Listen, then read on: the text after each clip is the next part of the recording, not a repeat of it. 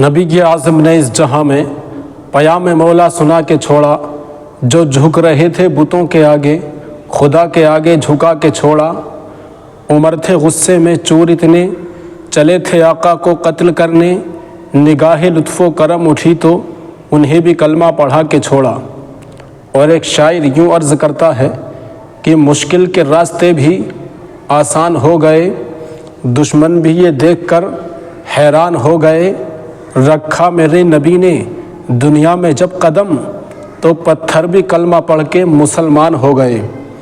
محترم حضرات، یہ ماہ ربیع الاول کا مبارک مہینہ شروع ہو چکا ہے، لہٰذا اسی مہینے کی 12 تاریخ کو آقائے کون و مکان احمد مجتبیٰ باعث تخلیق کائنات، دونوں عالم کے مختار، نائب پروردگار، احمد و ابرار و اخیار، احمد مجتبیٰ محمد مصطفیٰ صلی اللہ تعالیٰ علیہ وآلہ وسلم اس دنیا میں تشریف لے کر کے آئے۔ سرکار کے آنے سے پہلے اس دنیا کا عجب حال تھا۔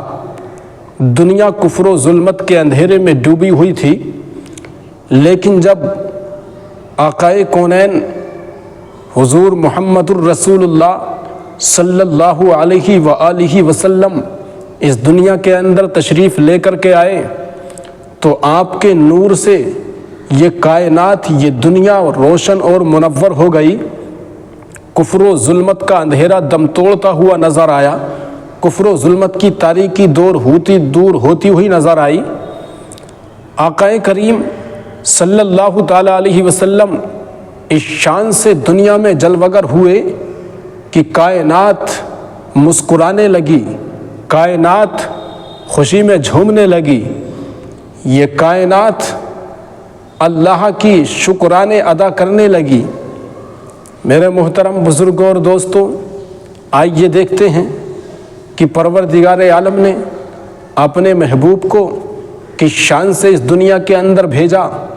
میرے محترم بزرگوں اور دوستوں، جب آقائے کریم صلی اللہ تعالیٰ علیہ وسلم اس دنیا میں تشریف لائے تو کائنات کا عجب حال تھا۔ دنیا ظلم و ستم کے اندھیروں میں ڈوب چکی تھی، لڑائی جھگڑے فسادات، ہر طرح کی خرافات، شراب نوشی عام ہو چکی تھی، زناکاری، غداری، مکاری، عیاری سے دنیا کا بازار گرم تھا۔ لیکن جناب والا جب آقا تشریف لے کر کے آئے تو کائنات کا نظام بدل گیا، کائنات میں سکون آ گیا، کائنات کو چین آ گیا، کائنات کو قرار آ گیا۔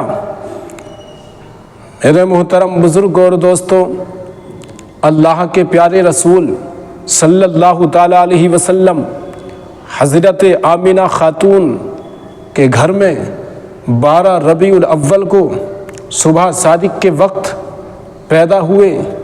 جب میرے آقا اس دنیا میں پیدا ہوئے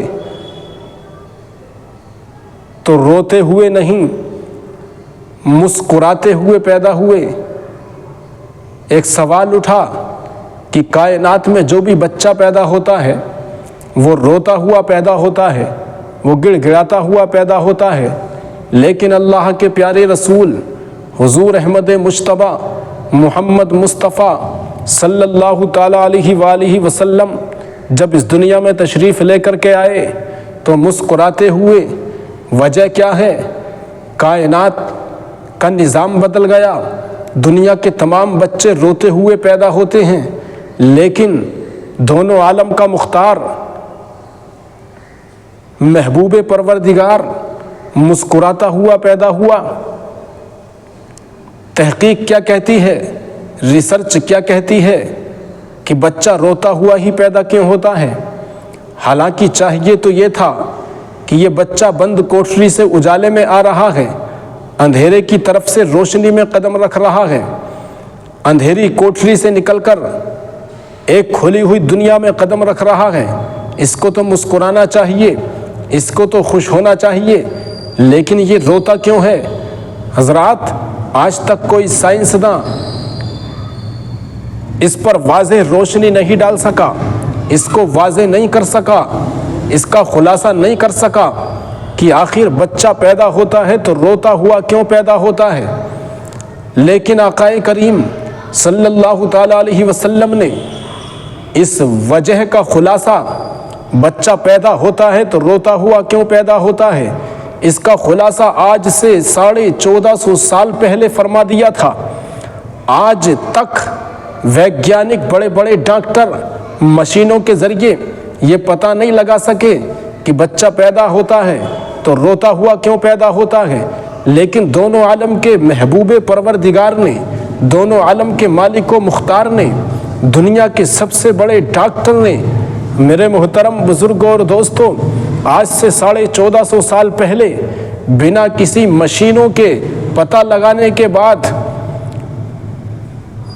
مشینیں اس زمانے میں نہیں تھیں، الٹرا ساؤنڈ کی مشین اس زمانے میں نہیں تھی، مائکروسکوپ اس زمانے میں نہیں تھا، اعلیٰ خوردبین اس زمانے میں نہیں تھی، یہ MRI کی مشینیں، یہ بلڈ اور یورین ٹیسٹ کرنے کی مشینیں اس زمانے میں موجود نہیں تھیں، لیکن میرے آقا نے پھر بھی اپنی نگاہ نبوت سے دیکھ کر یہ ارشاد فرما دیا کہ بچہ پیدا ہوتا ہے تو روتا کیوں ہے۔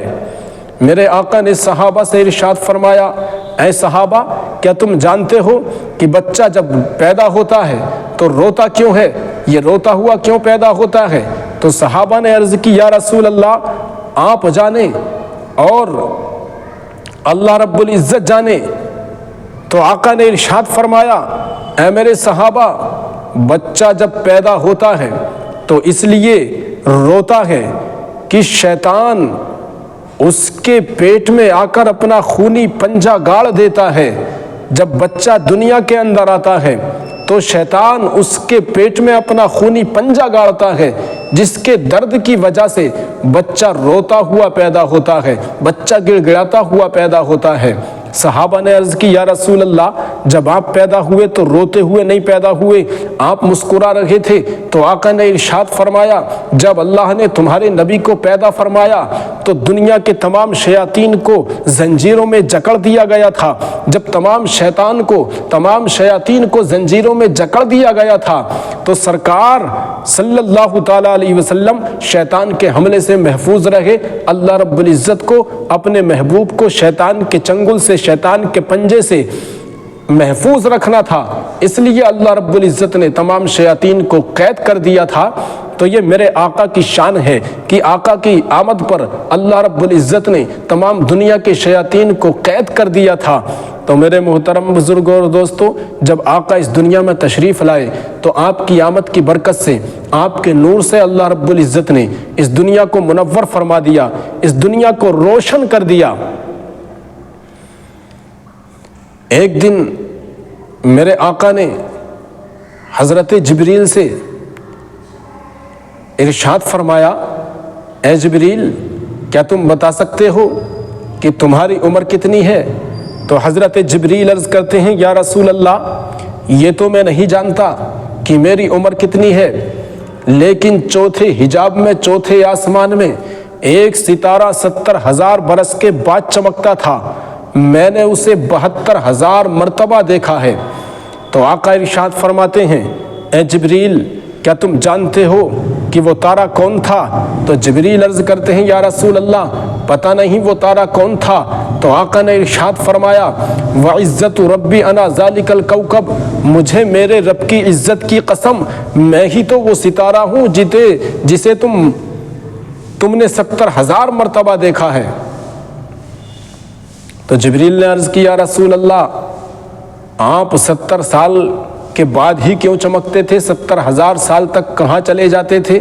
تو آقا نے ارشاد فرمایا، جبریل، جب تمہارا نبی اللہ کی بارگاہ میں سجدہ کرتا تھا تو سجدہ 1-2 سال کا نہیں، 70,000 برس کا ہوا کرتا تھا۔ جب میں اپنے سر کو سجدے میں رکھتا تھا تو 70,000 برس تک میرا سر سجدے میں رہتا تھا، اور جب میں سر کو سجدے سے اٹھاتا تھا تو 70,000 برس کے بعد اٹھاتا تھا۔ جب میں اپنے سر کو سجدے سے اٹھاتا تھا تو تمہیں دکھائی دیتا تھا۔ اس لیے تم نے مجھے 70,000 مرتبہ 72,000 دفعہ دیکھا ہے۔ میرے محترم بزرگوں اور دوستوں، تو جبریل نے عرض کی یا رسول اللہ آپ تو مجھ سے بھی پہلے کے ہیں۔ تو حضرات اللہ رب العزت نے تمام کائنات سے پہلے اپنے نبی کے نور کو پیدا فرمایا۔ آقا خود ارشاد فرماتے ہیں اول ما خلق اللہ نوری، اللہ رب العزت نے سب سے پہلے میرے نور کو پیدا فرمایا۔